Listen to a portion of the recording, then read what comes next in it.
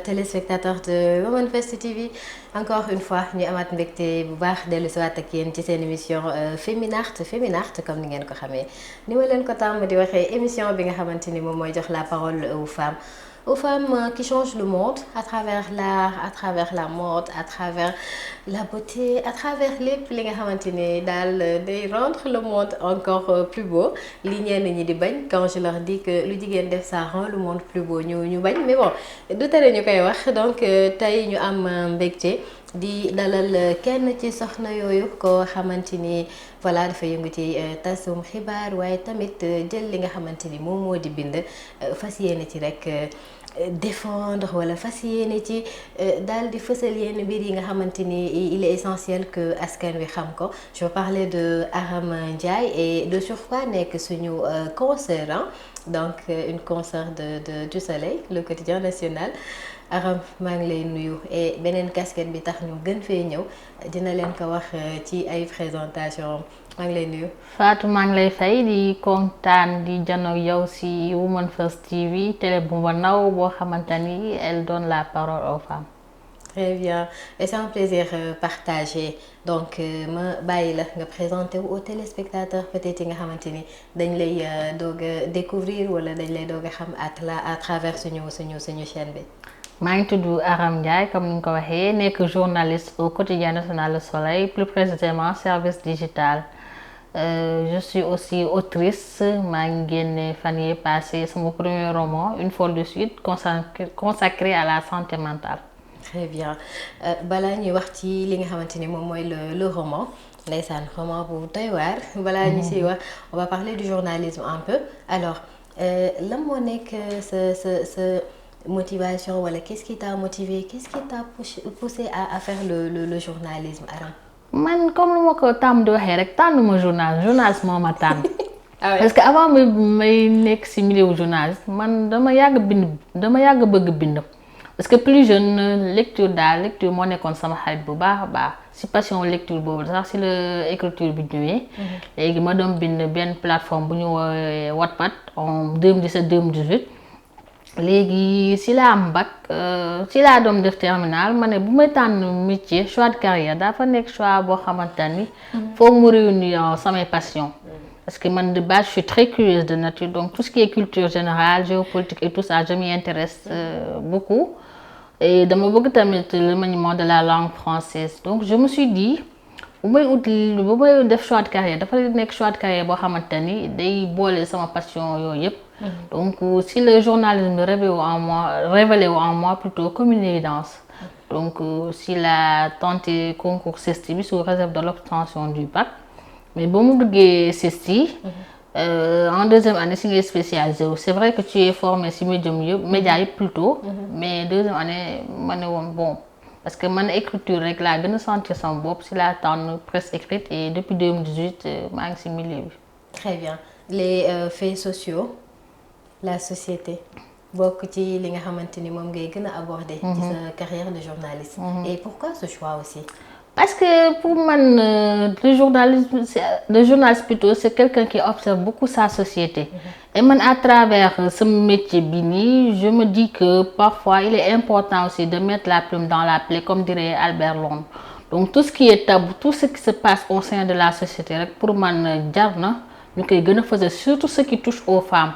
Parce que pour man sama vision journaliste mooy c'est pas intéressant ngay wax tout le temps ce que les gens ont déjà dit d'écrire sur des choses que les gens ont déjà écrites ou bien de parler de choses qui ont été déjà dites quelque part.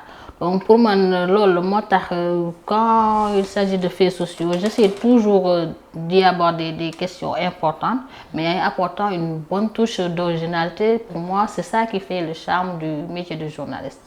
Très bien je pense que c'est assez clair quand même par rapport ak ñi nga xamante ni il se posait la question bien avant ñu lay dégg ci aspect bi nii alors écriture nekk art l'écriture c'est de l'art et du loo xamante ni c'est donné à tout le monde man xam naa ni fii ba suba duma bind parce que li war pour nekk benn auteur wala autrice am na ci lu bari loo xamante ni il te faut beaucoup de choses quand même pour nga mën ko nekk alors ci loolu on va parler bon de lecture de roman d'écriture génn tuuti côté journalisme bi xam naa am na ñoo xam ne ñu ngi doon xaar ñu gën cee xuus mais bon je pense que c'est le roman qui fait quand même l'actualité. Alors Une folle lucide ñu bari suñ ko déggee il se pose la question comment peut être folle et lucide à la fois.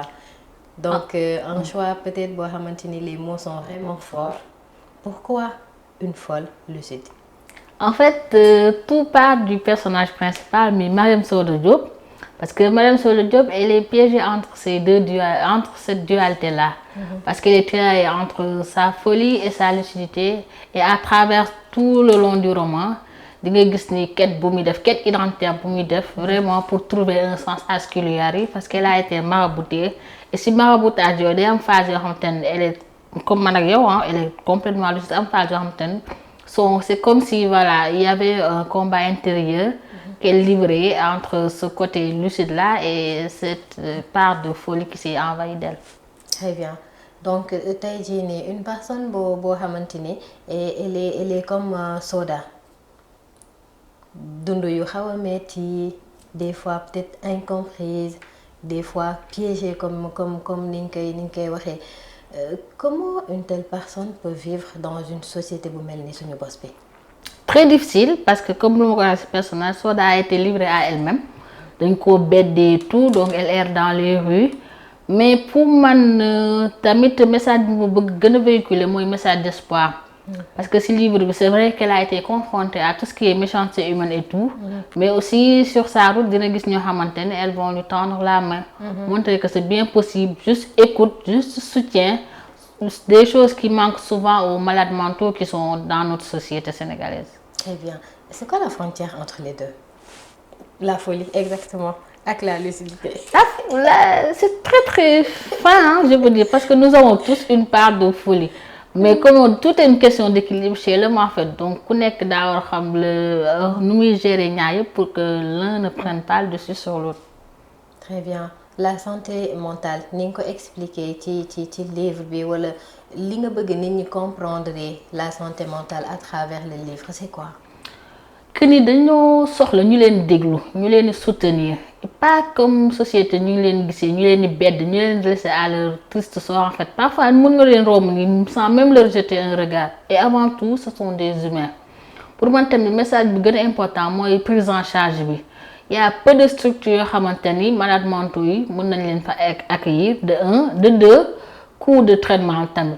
Parfois, tu vois que famille, c'est plus simple pour nous, pour trouver une certaine explication à ce qui arrive à leurs proches, de se tourner vers les marabouts que de se tourner vers la médecine qui peut souvent être la solution. Parce que tout ce qui est schizophrénie, bipolarité, stress, troubles du comportement, ce sont des maladies mentales yoo xamante ni explication yi souvent ci science bi lañ ko mën a jëlee. Donc loolu tam c'est important nit ñi gën see bàyyi xel autorité tam gën see def ay jéego yoo xamante ni malades mentaux yi y en aura moins ci rue yi. Est-ce que c'est pas nekkul le fait que la plupart des gens pensent que c'est une affaire de blanc, une affaire de tubaab, parce que la plupart du temps dangay gis koo xamante ni vraiment santé mentale am c'est menacé. Mais ñi ko entouré dañuy wax ne affaire tubaab la. oui mu war a gis psychologue ñu ne affaire tubaab la mu war a gis benn je sais pas sociologue war cee wax ñu ne affaire tubaab la. Est-ce que loolu moo tax mu gën a fréquent de plus en plus ci suñu société bi? Oui, il y a de ça aussi. Parce que parfois, explication, les gens préfèrent de me trouver que si ay marabout que de me tourner dans la science, comme je l'ai dit sama biir wax. En fait, parce que ay affaire de schizophrénie et tout, amul xeet en fait, que tu sois suisse, que tu sois français, voilà, ce sont des maladies bien réelles, mën na la dal yow mii di sénégalais. Donc parfois aussi manque d'information bi mën na tax ba nit ñi duñ comprendre que kii du jinne rek, du réew rek. En fait, il y a quelque chose qui se cache derrière. Aujourd'hui, fort heureusement, les réseaux sociaux jox nañ beneen dimension tout ce qui est ay dépression, ay anxiété, ay stress, mais beaucoup reste à faire par rapport à tout ce qui est sensibilisation liée à ces troubles mentaux, si je peux dire ainsi. Très bien, on revient un peu au livre ci Soda. ni nga ko bindee wala ni nga ko décrire, même si bu fekkee ni am na soucis yu bari yoo xam ne jànkonteel na ko ci àddinaam, wala ci vie bi mu doon dund y a des gens qui l'ont quand même soutenu assisté et tout. Comment tu as pu créer ces personnages-là par rapport ak situation? En fait, du début à la fin, livre bi c'est tout un mélange de paradoxes en fait. Comme elle a été déjà confrontée à la méchanceté humaine, à la cruauté et tout ça, à côté aussi c'est un message d'espoir et de foi pour dire que c'est vrai que am na ñuy baax ba tey am na ñuy bon ñoo ngi fii société mais am na tam ñuy baax. Donc yow personnage yooyu yëpp c'est plus inspiré de mes proches on peut dire par exemple Mère Soukey. Voilà c'est vraiment une personne qui m'est chère, une maman pour moi donc si dama inspiré tout bi si bienveillance bi si baax bi si bëgg nit et tout si générosité comme je le décris si roman bi. Donc noonu le psychologue. waaw psychiatre psychologue yi tamit ñooñu tamit ay spécialistes yoo xam te ci société bi lañ bokk pour wane parfois les gens n'ont juste besoin que ñu déglu leen. ñu jàppale leen accompagner leen vers la guérison. Très bien. Le choix du titre ça t'a pris combien de temps pour nga décider ni réellement man sama roman bi d'après li ma ci bëgg wane tur bi nii lay doon xam naa ne amoon na yu bari yu ñëw. Oui exactement. En fait le choix du titre moi je voulais vraiment que des titres bi lecteur bi comprenne en fait tout en gardant ce côté très énigmatique parce que quand tu parles d'une folle lucide voilà ça peut créer le trouble dans la tête du lecteur mais aussi ça peut susciter la curiosité de telle sorte que voilà dina ko jënd et tout. En plus tamit le choix de donner le personnage principal à une femme c'était très important parce que voilà quand tu es une femme confrontée à la rue et tout ce que ça comporte comme violence voilà les abus man koy wax ci roman bi sax elle a échappé à beaucoup de tentatives d'agression. Sans compter aussi précarité menstruelle et tout c'est vrai qu'elle est une femme avec une certaine particularité mais reste une femme avant tout donc c'était important pour moi pour faire sortir ce côté très sensible ce côté très vulnérable pour que ñu leen gën a bàyyi xel en fait pour dire que vraiment quand tu es une femme dans une société et que tu souffres de problèmes de santé mentale c'est comme une double peine si je peux dire. Très bien. Et ci bind bi comment ça s'est passé l'écriture de façon globale déjà yow personnellement say recherches et autres et surtout côté entourage est-ce que y a pas des gens qui ont cherché à te dire que si dafa énigmatique dafa critique y a des points yooyu soulever yoo xamante ni peut-être la société du ko gisee ni nga ko bëgg a gisee comment ça s'est passé? En fait comme je l'ai dit roman dama ko commencé bi en 2010 ci benn plateforme Wattpad c'était plus pour dénoncer en fait. Comme je l'ai dit roman bi deux raisons moo tax ma gën koo bind parce que quand j'étais plus jeune suñu benn voisin voilà avec le temps feebar bi daka dab quoi. Donc je voyais son changement au quotidien et ça me faisait vraiment de la peine en fait. De deux aussi un jour dama tase ak benn malade mental plutôt si bus bu ma nekkoon noonu suñu ñeenti bët yi tase loolu tam je me suis dit qu'il était important aussi. Que je sois un peu leur porte-parole si je peux dire en fait. Donc si la commencé woon bind histoire bi et tout mais par rapport ak entourage j'ai pas eu plus de problèmes que ça parce que pour man lu ma doon dénoncer lu may dénoncer nii mu ëpp solo en fait pour que les malades mentaux soient mieux considérés dans notre société. Pour moi loolu moo ëpp solo te ñoom yàgg nañ xam ni tout ce qui est lié à l'écriture à la littérature de manière générale dafa yàgg nekk ci man donc ils m'ont beaucoup encouragé. Il y a aussi j'ai aussi fait récemment la rencontre avec mon éditrice Mame Ngoné Faye que je remercie au passage le fil d'Ariane qui m'a beaucoup accompagnée par rapport ak tamit réécriture beeg yooyu yëpp donc c'est vrai que j'avais eu à faire des recherches dama doon dem hôpital Fann surtout waaw dama doon hôpital Fann pour tout ce qui est lié à la santé mentale pour gën ko mën a décortiquer mais aussi sama éditrice bi def na ci liggéey bu am solo par rapport ak accompagnement bi réécriture beeg yooyu yëpp en fait pour vraiment mën a gën a sortir ce bébé là. Très bien et comme ni nga ko waxee côté recherche c'est pas du tout évident quand même parce que y en a pour écrire un roman dinañ wër dëkk dañuy voyager génn def le tout donc ça veut dire que du loo xam ne da ngay toog rek di imaginer rek di bind. Il te faut aller au fond de la chose surtout bu nekkee sur des thématiques aussi sensibles et un peu mal connues en fait du public bien du pays. Exactement, en fait c'est vrai que j'ai commencé à écrire affaire en 2018 mais je savais qu'il manquait plus de profondeur. donc si sama métier journaliste sax si la ma été d'une grande utilité parce que enquête yeeg recherche yu ma def ak interview yu ma doon def hôpital Fann ak yëpp ça m'a beaucoup aidé ba ma mun koo ñoŋal gën koo mën a présenter lecteurs yi nii parce que voilà écrire moom ce n'est jamais évident. Et tu as cherché à un moment d'utiliser des termes yu xaw a terre à terre wala yoo xamante ni dina permettre ñeneen ñi mu accessible si ñoom parce que quand on parle de santé mentale il y a des termes quand même yoo xamante ni dafa xaw a technique. En fait c'est si le sama accompagnement ak sama maison d'édition bi amee importance. Parce que suñu liggéey mag moom on a voulu que le livre soit le plus accessible possible. C'est vrai que ça parle d'un domaine médical.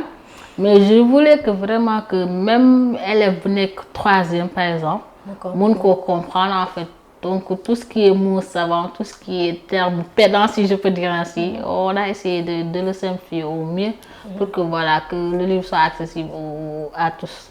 Très bien. Écrire benn article c'est peut-être moins compliqué benn dossier même si ay page la mais écrire un roman quand même c'est plus difficile donc am na ñoo xamante ni jàppale nañ la wala ñoo xam ne taxawu nañ la surtout ak ki nga xamante ni moom mooy voilà Samba Omar Fall mi nga xam ne moo préfacé le livre. Comment ça s'est passé cet échange ba d'accord ci yenn mbir yi ba mu mën a arriver à ça.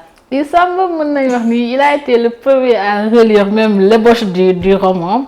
Parce que Sam, bien avant may ñëw Soleil, c'est quelqu'un que j'admirais beaucoup. Donc, bon, au stage Soleil, on a tout de suite noué de bons rapports. Voilà, on était complices, comme notre amour de la littérature faisant.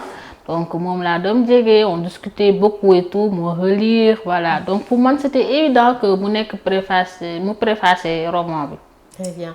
Alors, bim génné, c'est vrai, am na loo ci jot a expliquer, mais ba fi mu toll nii nan nga gisee ni ko société bi wala ñi ko liiragum di ko percevoir est-ce que tu sens que le message est passé et que les gens l'ont bien accueilli et que mun na changer dans le temps seen manière de voir wala de comprendre les personnes yi nga xamante ni la situation est décrite dans le roman.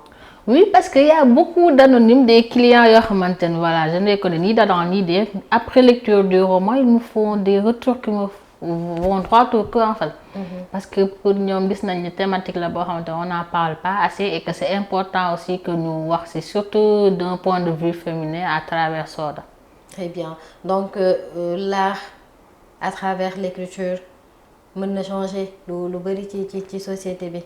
Oui exactement man maa genre boo xamante ni gëm naa ko te si sama promotion œuvre bi bëgg naa tam dem ba di def ay panel ay séances de lecture yoo xamante ni vraiment c'est plus pour sensibiliser par rapport ak prise en charge des malades mentaux au sein de notre société. Très bien. Ça fait quoi d'être femme et auditrice? Beaucoup de plaisir.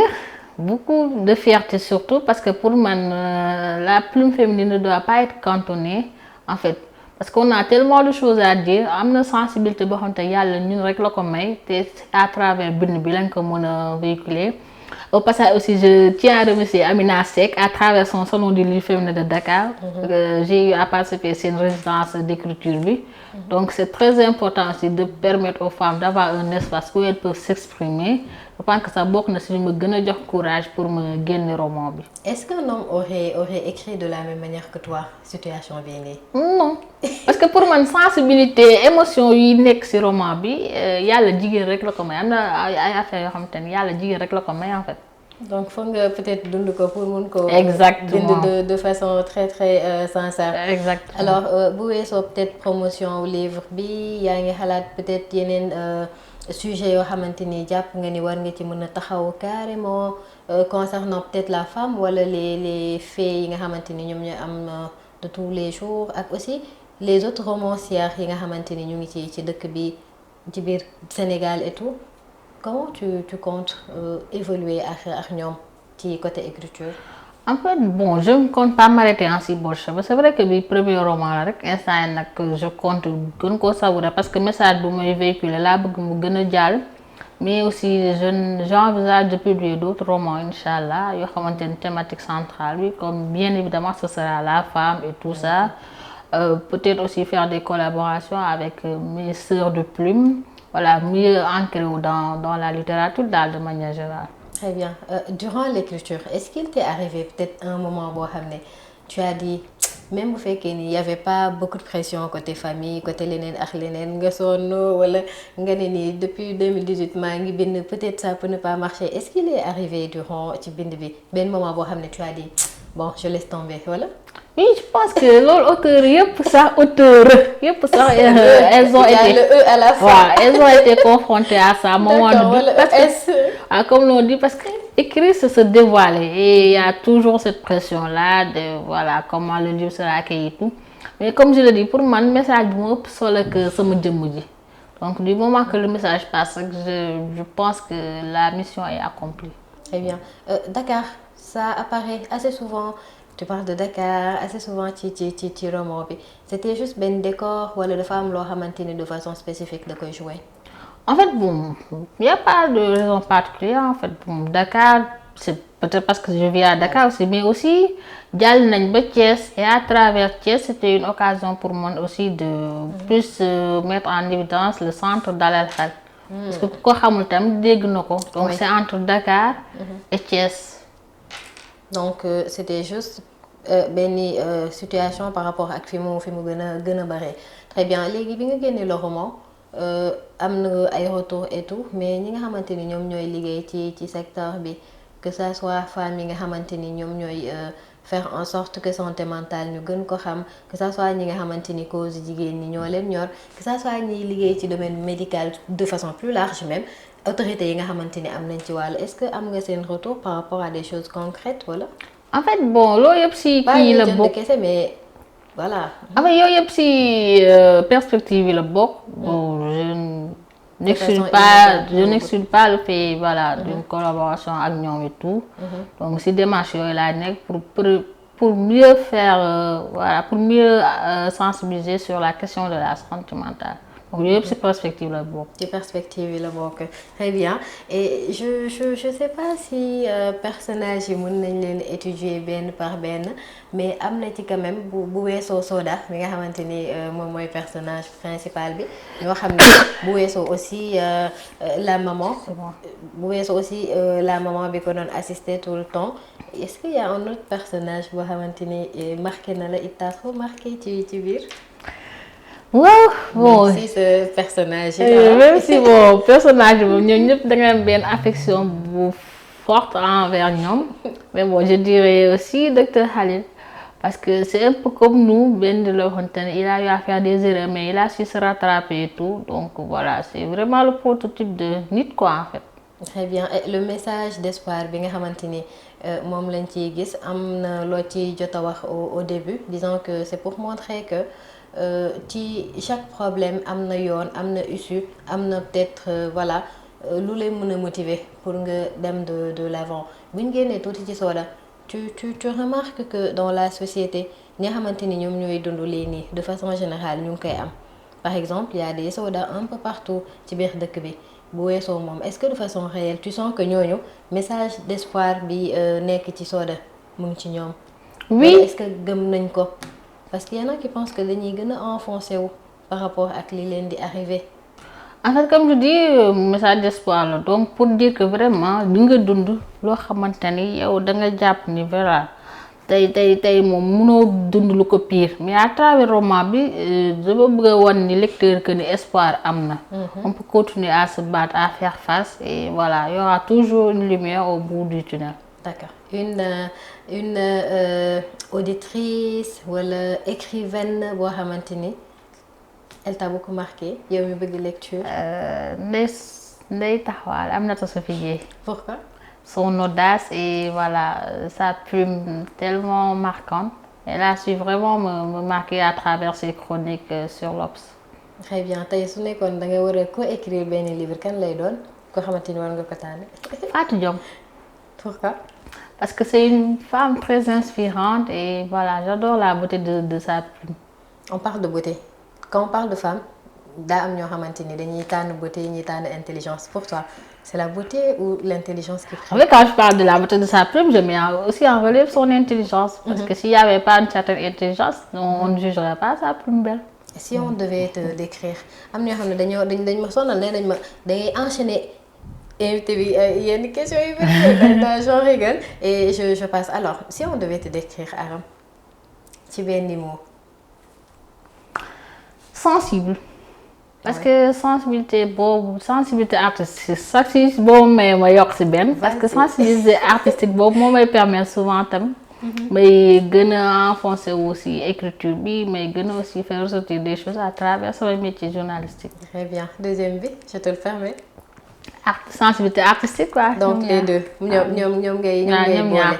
Très bien donc on a parlé un peu des perspectives et tout.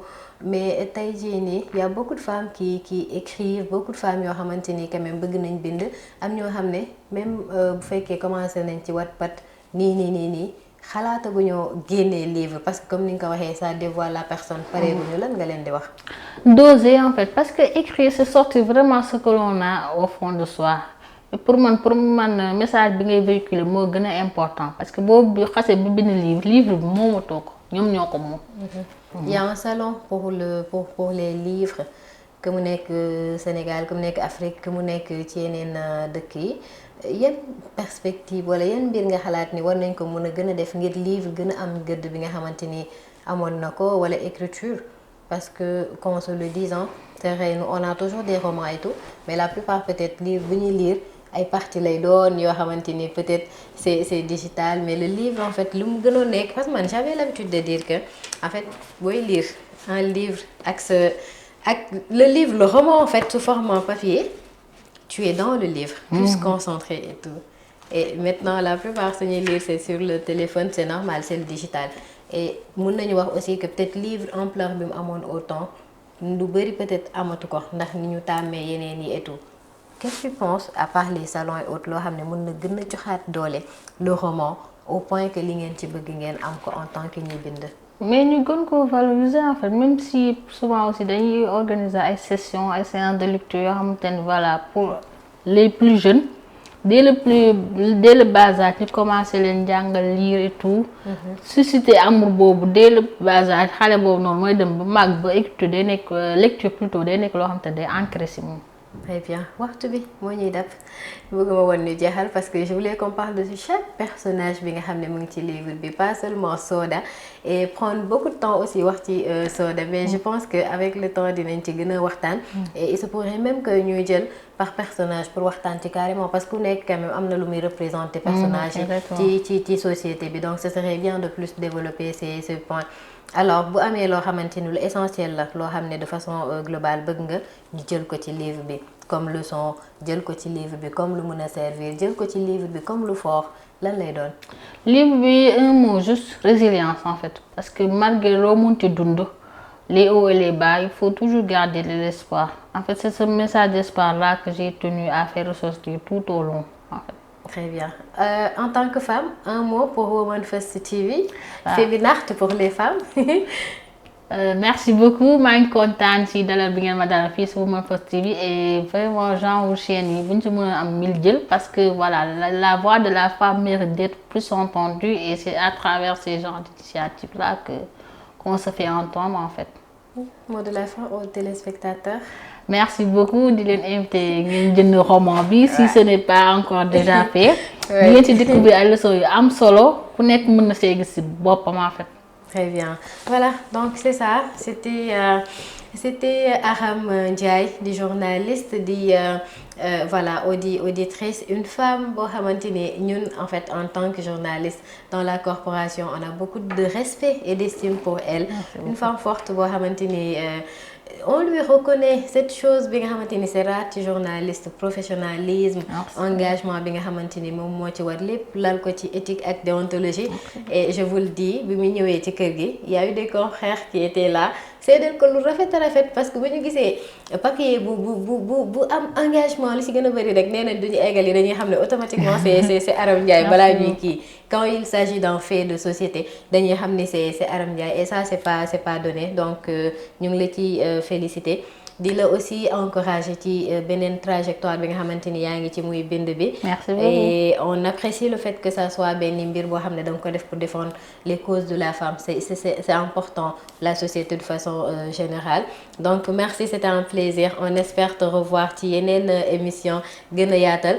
Merci aux téléspectateurs yi ñu doon seetaan depuis lors. Merci à l'équipe technique. Donc d'ici là, portez-vous très bien et rendez-vous à la prochaine fois. Au revoir.